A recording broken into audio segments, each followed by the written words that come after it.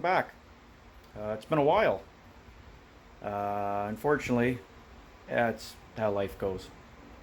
Especially in the summer, I find I'm always really busy in June and July. So, unfortunately, between that and some technical difficulties, I really haven't been able to produce anything for you. But as you can see, we're back on track. So I figured I would kind of give you a bit of an update on what I've been up to. Okay, so here's what is currently here in the shop. Now this is a 1928 Ford Model A that has been, well, basically rat rotted, I guess is the best way to put it. Um,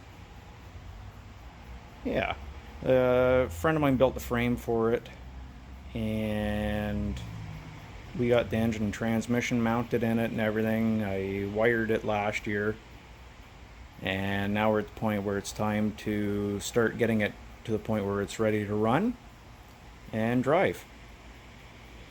So it's got, an aftermarket front axle in it.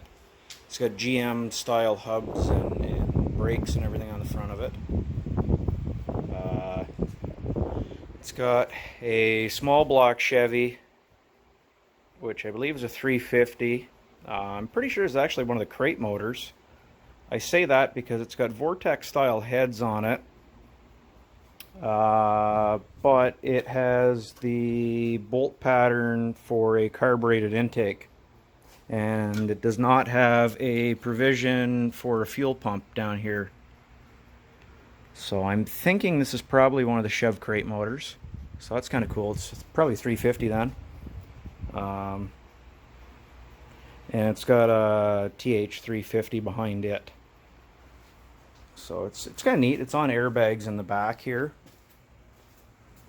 with a Ford, I think it's an 8.8 rear end.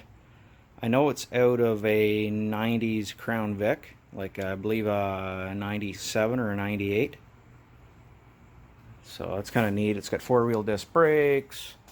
I plumbed it and everything, so it's got Willwood proportioning valve. We did the Cupro nickel brake lines because A, they bend really nice so you can actually run things where you want them, and B, they last a lot longer.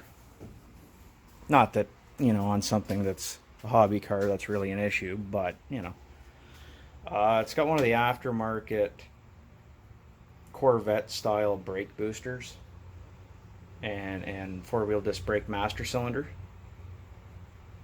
And it's got a triangulated four link and, like I said, airbags in the back of it here.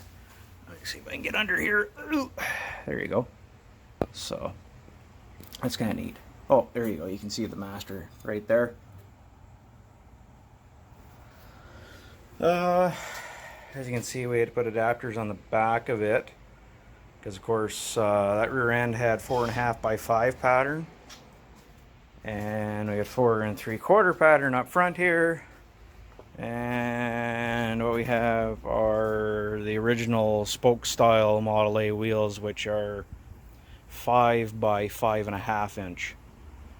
So actually, I got to order 2 more adapters for the front of it. And there's our radiator. That's to get mounted still. So yeah, that's what we're going to do. We're going to get this thing together and hopefully running. Hopefully driving. There's the headers.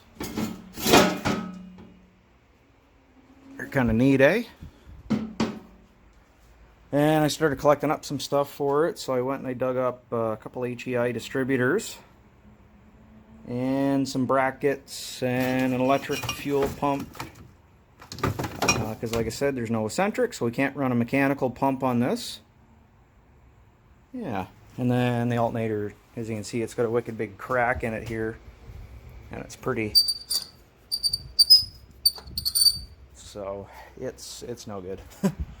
So I went and I dug up an alternator from the wreckers, so we've got that now too. So we're starting to collect up some bits and pieces here anyway.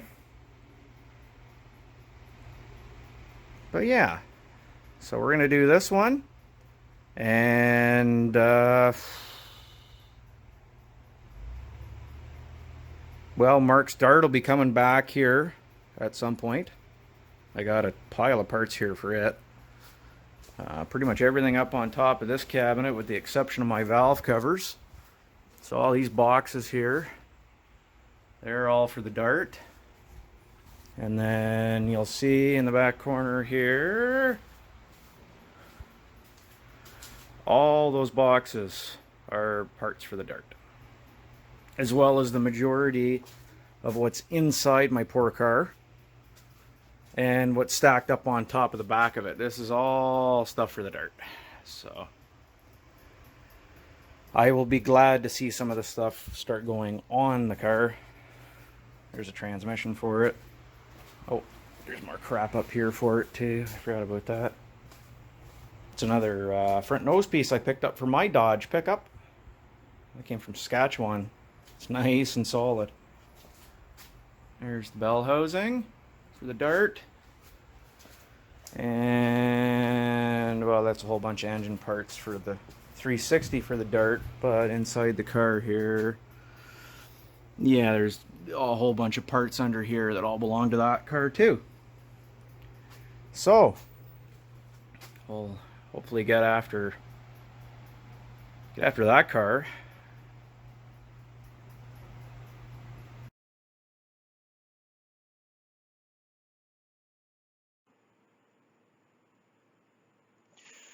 So among the pictures I provided here, these were some of the photos of when we were first working on the rat rod. So we went through and, like I said, I plumbed everything out. And then we popped the body on it. And then I figured I'd give you kind of a recap of some of the other stuff that I was up to in the meantime since our last videos. So I had Aaron's 76 Dodge Aspen again, and I did a handful of stuff on it. So I started out by removing the back bumper, the rear bumper shocks, and filler panels because it was damaged on one side. And the other thing we had to do is we laid new carpet, and I took all the interior trim panels off. I got paint mixed for those and painted them to match so they were nice and clean again. Laid out new carpet, put seats back in and everything. Did that. And then I had a Ford Escape here, which was a bit rusty. And I started off, they sourced a rear hatch, and I sourced some rear doors from the wreckers for it. And I stripped those and painted them to match. And I repaired a bit of rot in the rear hatch. And I repaired a rotten quarter panel on it. And then I body worked the whole vehicle. Well, the back half anyway that I had worked on. And I shot it in the paint that I got mixed for it, which is Ford Sterling Gray Metallic, which actually I kind of like the color. It'd be good on something else. And shot it with clear and buffed out a couple little spots, you know, some dirt nibs and stuff. And it turned out really well, and the people that own it were very happy. So all in all, we did quite a bit of stuff since we last had a video for you, and hopefully if you want to see some of our future content, you'll like and comment and subscribe. Thank you.